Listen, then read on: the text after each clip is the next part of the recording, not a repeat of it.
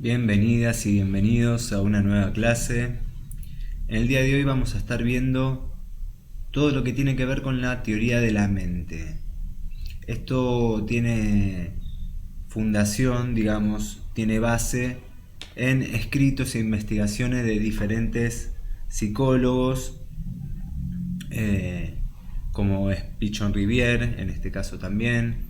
Vamos a ver algunas frases de algunos autores para poder ir profundizando un poco más en todo lo que tiene que ver con estas teorías de la mente, ¿no?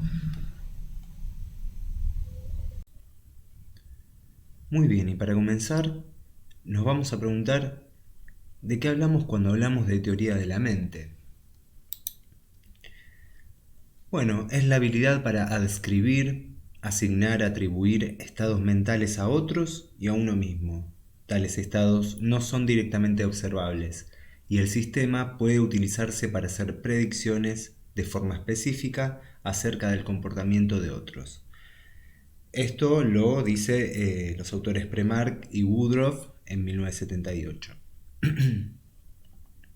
Hay muchos autores que justamente hablan sobre todo lo que tiene que ver los procesamientos mentales y la teoría de la mente en sí. Para otros autores se refiere a la habilidad para comprender y predecir la conducta de otras personas, sus conocimientos, sus intenciones y creencias.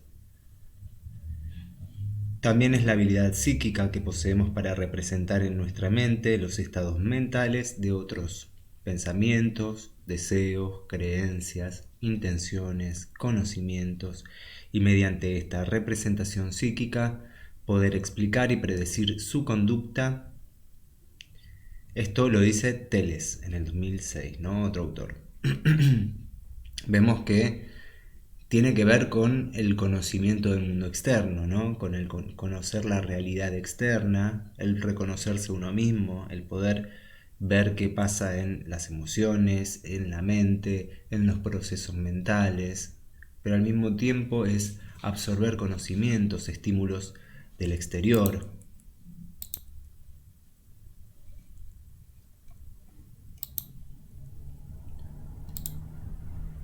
Muy bien.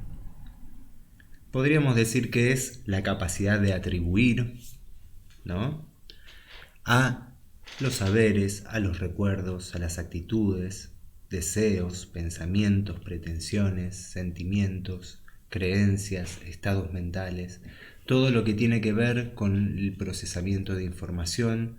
En cuanto a todos estos factores, obviamente van a estar interviniendo en todo lo que tiene que ver con la teoría de la mente y su desarrollo, ¿no? ¿Qué implica la teoría de la mente?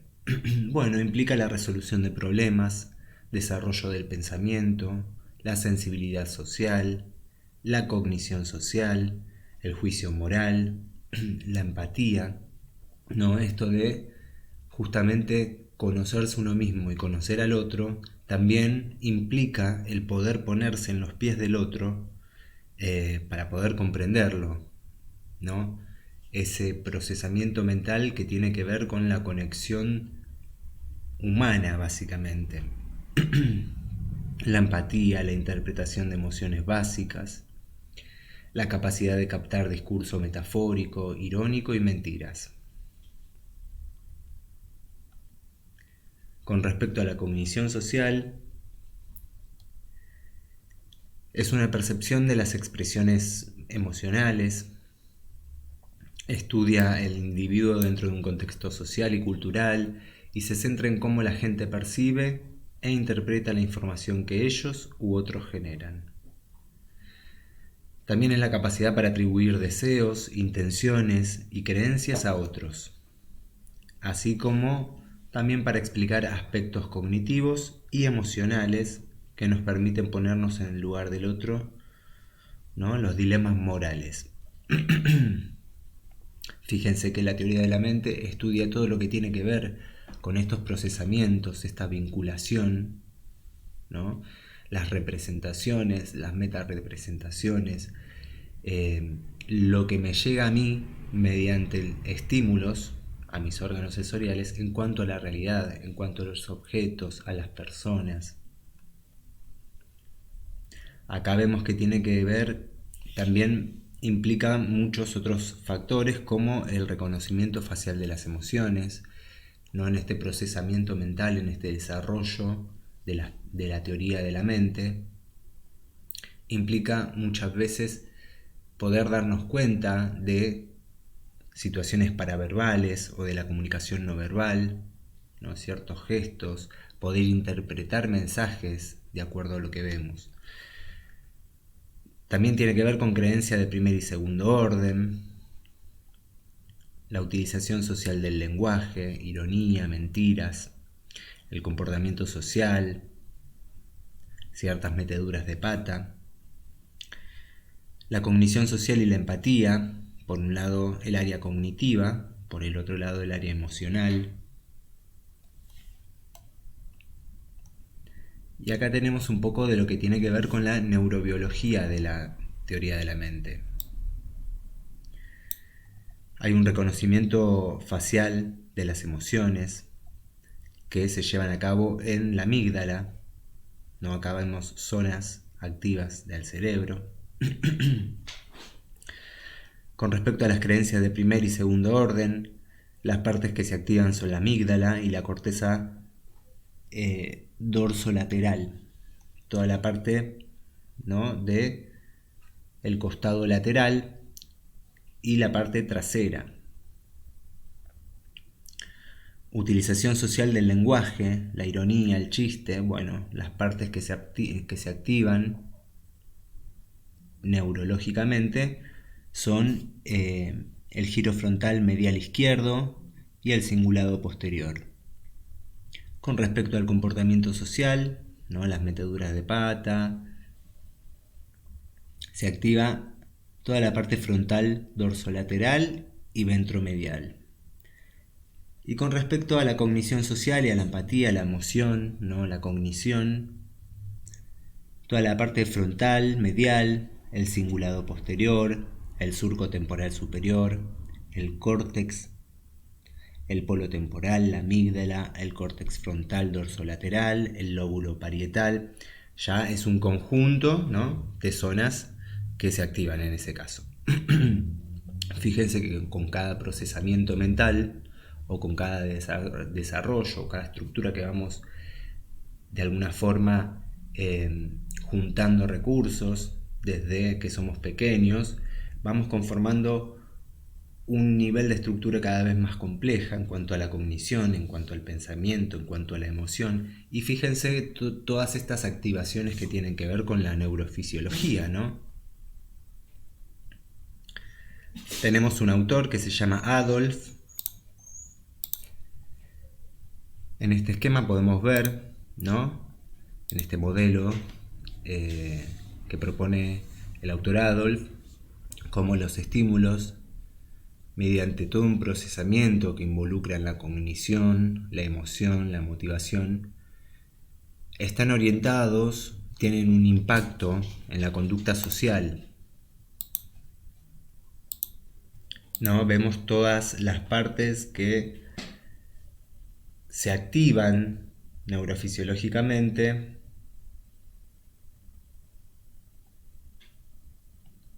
y acá vemos cómo están conectadas y relacionadas la conducta social con la cognición social y con la percepción social, ¿no?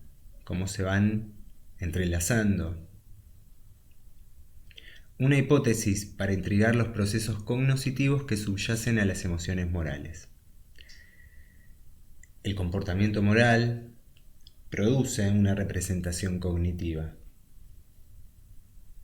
que está de alguna forma direccionada por una neuromatriz, ¿no? La codificación de sistemas sensoriales, la activación de reacciones fisiológicas, el procesamiento de estímulos morales y emocionales. Existe todo un mecanismo que produce la conducta del sujeto, ¿no? Esa conducta va a estar inmersa todo en un comportamiento moral y social. Recordemos todo el circuito que hacemos desde que el estímulo llega hacia un órgano sensorial. Y después vemos algunas psicopatologías que se pueden llegar a dar en la teoría de la mente, algunos trastornos que pueden llegar a alterar esta teoría, que son el autismo, la esquizofrenia, el síndrome de Down, el trastorno de conducta, ¿no? Alguna psicopatía. Muy bien. Comenzamos con esta frase. No podía leer la mente. Las demás personas parecían tener un sentido especial que les permitía leer los pensamientos de los otros y anticipar sus pensamientos y sus respuestas. Sabía que esto ocurría porque los otros se las arreglaban para evitar molestar a la gente, mientras que yo siempre metía la pata. Solo me daba cuenta de lo que hacía cuando la otra persona se enfadaba, ¿no? Nosotros, las clases anteriores, todas estas clases estuvimos viendo diferentes trastornos, patologías, formas de abordaje, pero en poquitas oportunidades hablamos de todo lo que tiene que ver con la comprensión, ¿no? Con la comprensión de la realidad propia, externa y del mundo que nos rodea. Esta comprensión está mediada por un montón de mecanismos. Por un lado, todos estos mecanismos físicos que vimos, o físicos biológicos, y por otro lado, todo lo que tiene que ver con el desarrollo neuropsicológico, ¿no? Todo esto que tiene que ver con justamente los procesos de aprendizaje, de comprensión, de evolución, el desarrollo que va teniendo nuestra mente. Los seres humanos, desde el nacimiento, nos interesamos por las personas, qué piensan, cómo se sienten, por qué están tristes, por qué actúan de una manera determinada o por qué han dicho lo que han dicho. Para responder a estas cuestiones, para comprender la conducta de los demás, se requiere una interpretación de las acciones y verbalizaciones en términos de creencias, deseos, emociones o intenciones. Parece una tarea sencilla, pero dicho proceso es fruto de un largo desarrollo que se inicia en los primeros meses de vida, ¿no? Incluso viendo algunas patologías que nosotros vimos, algunos trastornos, vimos que también desde la etapa de la gestación muchas veces, ¿no? ¿Qué es la teoría de la mente? Bueno, nos propone que es la capacidad humana de formarse una representación interna de los estados emocionales de uno mismo y de los otros. Se está en posición de una teoría de la mente cuando somos capaces de ponernos en el lugar del otro, ¿no? Este movimiento que tiene que ver con la empatía, poder comprender la situación que me es propia y es externa, que es del otro. Nos proporciona un mecanismo para comprender el comportamiento social, ¿no? Todas estas situaciones que nos rodean, que tienen que ver con los cambios sociales, van de alguna forma filtradas por nuestra comprensión para poder hacernos una idea de la realidad. Si no se dispone de esta capacidad, las conductas ajenas serán imprevisibles, carentes de sentido e imposibles de comprender. El mundo social parecería caótico y daría miedo, ¿no? Esto que tiene que ver con nuestra comprensión de la realidad está muy acompañada con el desarrollo neurobiológico, con todo lo que acompaña a ese proceso desde la esfera física, fisiológica. También es un concepto que hace referencia a una habilidad cognitiva compleja que permite que un individuo atribuya estados mentales a sí mismo y a otros, ¿no? Estamos hablando de funciones superiores de la mente, todo lo que tiene que ver con lo simbólico, la operación formal de los pensamientos. Fíjense que tiene que ver con todos los movimientos mentales o psíquicos que suceden, voluntarios, involuntarios, conscientes e inconscientes. Todo hace esa conformación de la representación del mundo externo, de la realidad. Esta favorece la comprensión del engaño y la mentira, y además le sirve al individuo para engañar y mentir, ¿no? Estos procesos, de alguna forma, nos ayudan a poder detectar ciertas fallas en la comunicación, ciertas actitudes, ciertas cosas que nos dan a entender algunas conductas de las personas, y al mismo tiempo nos coloca, ¿no?, en ese mismo papel, por esta misma empatía que hablábamos recién, ¿no?, de si hay un estado mental que se puede alcanzar o diferentes estados mentales en el desarrollo. Bueno, van a estar acompañados de recursos que se van a ir anexando, tanto lingüísticamente como en la conducta. Es un sistema de conocimientos que permite al individuo inferir creencias, deseos y sentimientos, y de esta manera conseguir interpretar, explicar o comprender los comportamientos propios y de otros, así como predecirlos y controlarlos. No, esto está muy ligado a todo lo que tiene que ver con el neurodesarrollo, con los reflejos, ¿no? Lo que hablábamos en muchas clases, de los estímulos que llegan a órganos sensoriales, cómo llegan, cómo se interpretan, cómo viajan por todos los nervios esos estímulos, llegan al sistema nervioso o al encéfalo, se procesa, el cerebro procesa, y de esta forma obtenemos cierta comprensión de una acción o del mundo externo o de nosotros mismos. Fíjense cuánto abarca todo esto que tiene que ver con la teoría de la mente. El desarrollo de la teoría de la mente es un momento clave para la emergencia de la teoría de la mente. Se sitúa entre los 3 y 5 años de edad, ¿no? Todo este proceso primario de desarrollo. Pero antes de los cuartos ya presentan habilidades precursoras de la teoría de la mente, ¿no? Se empiezan a ver esquemas, preesquemas, digamos, los esbozos del esquema de lo que van a ser estas operaciones formales. Teoría de la mente como un proceso que se desarrolla progresivamente, comprendiendo una variedad de niveles y logros cognitivos secuenciados de complejidad creciente, ¿no? Justamente como lo que tiene que ver con la trayectoria escolar. Se empieza por algo básico para poder ir desarrollando otras habilidades, lo mismo que también tiene que ver con el desarrollo en las etapas evolutivas del hombre, ¿no? Primero se aprende a gatear, después se aprende a caminar, después se aprende a correr. La prueba de la falsa creencia nos aporta información de una parte del desarrollo de las habilidades mentalistas, por lo que la teoría de la mente no se puede reducir exclusivamente a la solución de dicha tarea.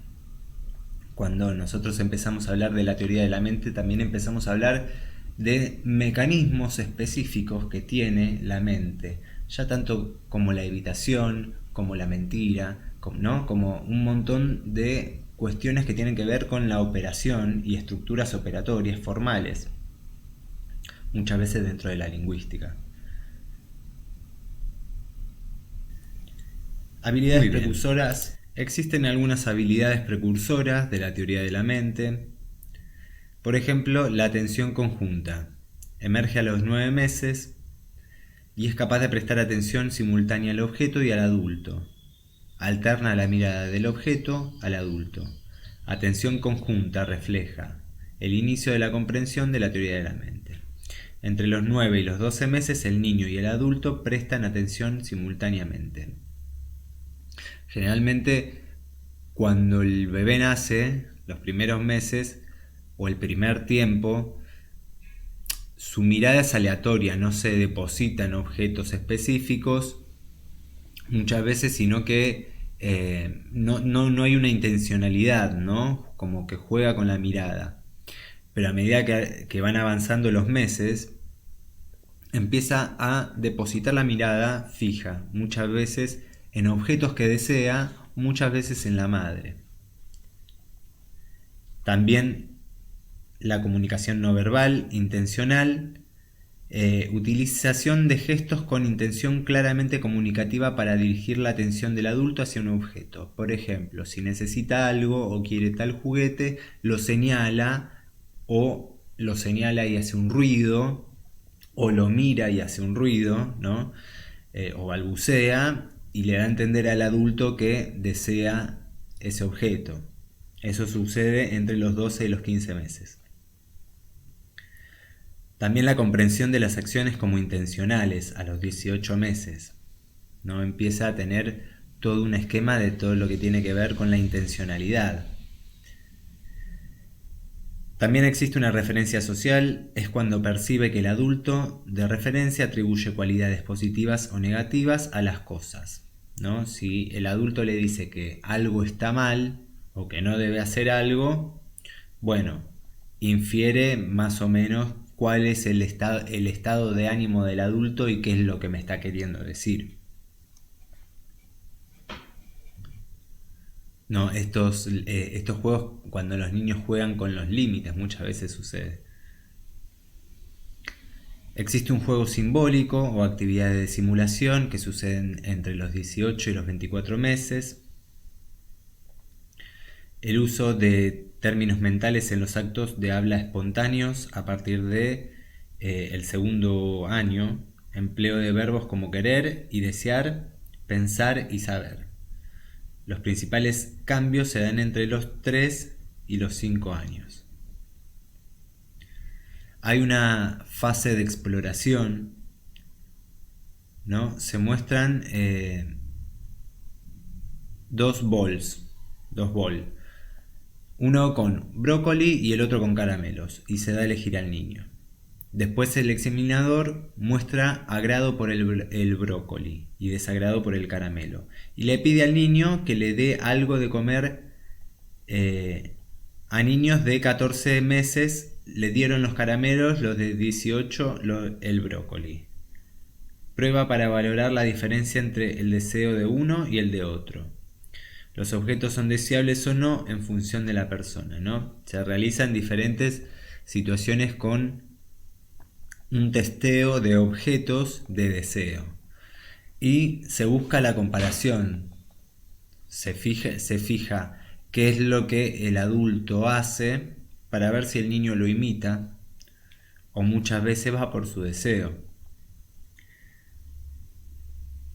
A los 3 años relacionan el estado emocional, con el haber conseguido el deseo o no. Con respecto a la evaluación que se realiza, la teoría de la mente o las teorías de la mente se pueden evaluar mediante una gran variedad de tareas. Lo hemos organizado en 3 grupos de prueba. Tareas clásicas serían las primeras que se utilizan para evaluar la teoría de la mente. Pruebas que proponen al niño identificar una determinada emoción y nombrarla.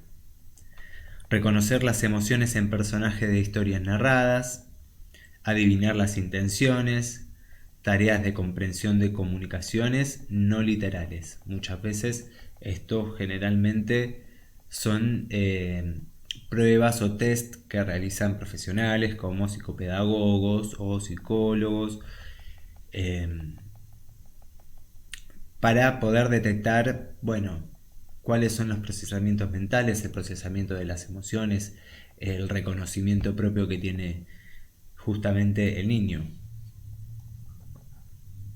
Tareas clásicas de primer orden. Consistiría en comprender la representación del personaje es falsa con respecto a una situación real. Estaría en juego una capacidad de meta-representación.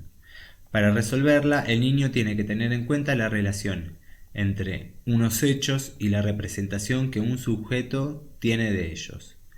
El niño deberá darse cuenta de que el personaje A posee una creencia falsa respecto de la situación, distinguiéndola de la propia creencia. ¿No? Justamente lo que mencionaba antes. Se le da a elegir, pero obviamente que se muestra cuál es la preferencia del adulto para ver cuál es el objeto de su deseo y cuál elige. Tarea de falsa creencia de segundo orden. La capacidad que tienen los niños de atribuir falsas creencias a los demás. Tener en cuenta lo que los demás piensan de los pensamientos de otras personas. ¿No? Cada vez se pone más complejo. El niño empieza a cuestionar qué es lo que piensa o cuestiona el adulto. Y la identificación de emociones, ¿no? El contenido es el reconocimiento de expresiones faciales asociadas a sentimientos básicos, comprenden y expresan los términos relacionados con sentimientos básicos. Pueden identificar cuando alguien está triste, está alegre, o cuando está ansioso, ¿no? O angustiado. Pero bueno, empiezan a reconocer y a identificarlo de forma clara en uno mismo, en ellos mismos y en el otro. Consignas posibles. En comprensión, ¿dónde está el niño que está triste? Y acá tenemos unas imágenes. En expresión, ¿cómo está ese niño?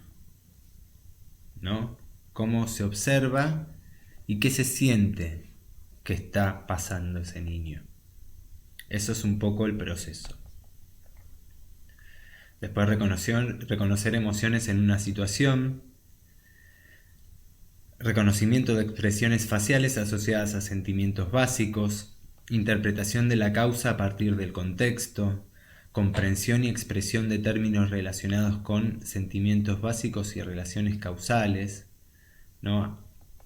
Vamos a poner, por ejemplo, yo creo que acá en esta imagen es un animalito que sufrió de algo y el niño está comprendiendo que, bueno, el animalito está herido o algo así y está sufriendo, ¿no? Puede comprender el contexto de lo que está sucediendo en una situación.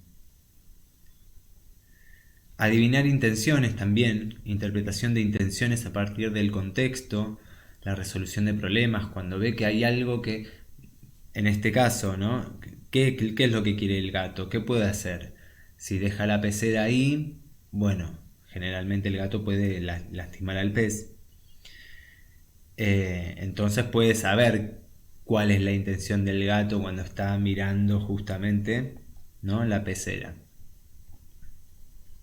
Tareas de comprensión de expresiones no literales, frases hechas, la ironía, la mentira, una mentira piadosa, ¿no? Son todos como recursos que pueden utilizar. Frases hechas, estar en la luna, ir de viaje a la luna, estar despistado, no hay sol.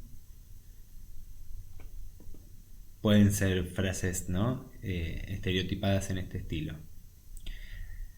Ironía. Un niño está mirando a un grupo de niños que se cuentan cosas y se ríen. Se acerca y les pregunta, ¿puedo jugar con ustedes?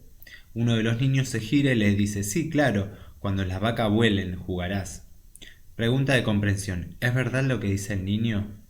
Pregunta de justificación, ¿por qué dice eso? ¿No? Todas esas dos preguntas son las preguntas que su procesamiento mental estaría haciendo de forma natural.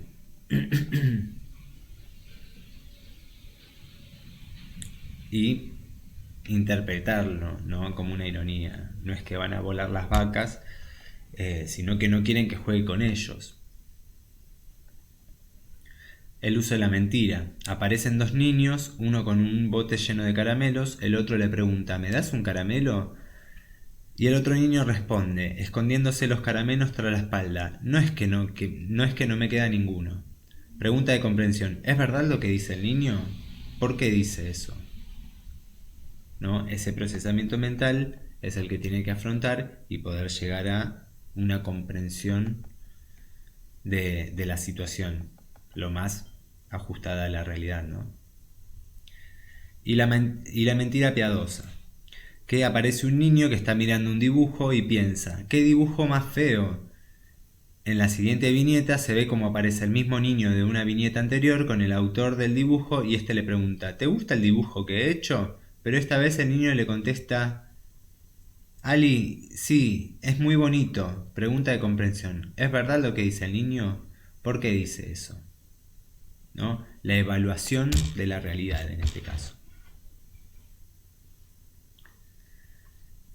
Y con respecto al autismo, ¿no? La relación del autismo con la teoría de la mente, que también existe una relación o estudios entre estas dos situaciones. Es autista aquella persona para la cual las otras personas resultan opacas e impredecibles. Aquella persona que vive como ausente mentalmente a las personas presentes y que por todo ello se siente incompetente para predecir, regular y controlar su conducta por medio de la comunicación. Esta es una frase de Pichon Riviere. El autismo será la incapacidad para leer la mente, lo que impide que los niños se den cuenta de lo que piensan, creen o desean las otras personas, ¿no? Como tener un límite entre el mundo simplemente interno y el contexto, el otro, la empatía, lo que decía al principio el PowerPoint, ¿no? Esto de poder posicionarse en los pies del otro. ¿Qué sucede con las personas con espectro autista? El desarrollo de la teoría de la mente se encuentra alterado. Esto se evidencia en especial a partir de los 18 meses, momento en el que la atracción por las personas como estímulos preferentes va desapareciendo y aparecen conductas de evitación activa de la mirada. Se comienza a notar que cuando se le habla o cuando ¿no? se le ofrece algo, quizás no conecta la mirada. Acá ya hay un indicio de que la función que acompaña el desarrollo de la teoría de la mente está alterada. A los 20 meses ya se encuentran diferencias importantes con respecto del grupo normal en lo que refiere a la empatía, al contacto ocular, a la imitación y al juego simbólico, lo cual retrasa un montón su desarrollo cognitivo también, ¿no?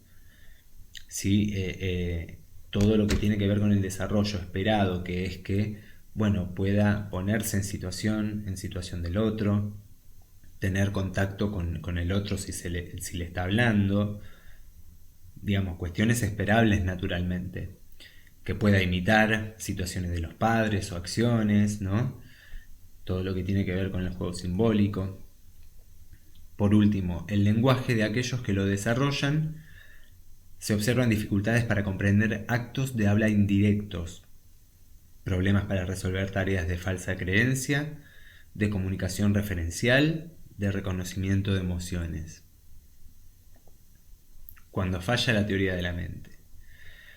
En el espectro autista, fracasan frecuentemente en el intento de lograr una relación fluida, ya que tiene dificultades en comprender el mundo mental de los demás, y como consecuencia presentan dificultad para predecir conductas de los otros, dificultad para darse cuenta de las intenciones de los otros y conocer las verdaderas razones que guían las conductas. No, muchas veces son propensos a diferentes peligros, porque confían, ¿no? Todo lo que tiene que ver con lo simbólico cuesta en la comprensión, lo que tiene que ver con lo metafórico. No, en este caso tienen que ser muy directos. Bien, vimos que en el espectro autista todo lo que tiene que ver con la ironía. eh, bueno, no, hay que ser lo más directo posible, ¿no? Entonces imagínense que se presentan ciertas alteraciones del juego del vínculo social que no las va a poder interpretar cuando falla la teoría.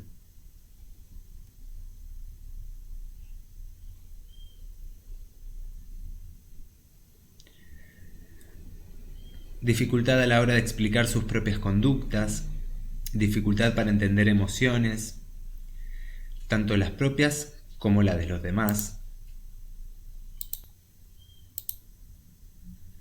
dificultad para comprender cómo sus conductas o comentarios afectan a los demás, ¿no? Todo lo que tiene que ver también con la intencionalidad, en estos casos falla. Tienen dificultad en tener en cuenta el nivel de conocimiento del interlocutor cuando ofrece información, ¿no? Por eso muchas veces es que no conectan la mirada. Dificultad para tener en cuenta el grado de interés del interlocutor sobre el tema. Por todo ello podemos suponer que el déficit en teoría de la mente va a condicionar enormemente la relación de la persona con espectro autista con su entorno social, tanto a nivel comprensivo como a nivel expresivo, así como la actuación e interacción con los demás. De esta forma pudimos comprender un poco más todo lo que tiene que ver con el desarrollo y la teoría de la mente, cómo afecta en algunos trastornos, ¿no? Y todo lo que tiene que ver con el proceso en sí, ¿no? Desde lo biológico, tanto como lo mental, como el desarrollo emocional. Muy bien, nos vemos en la próxima clase.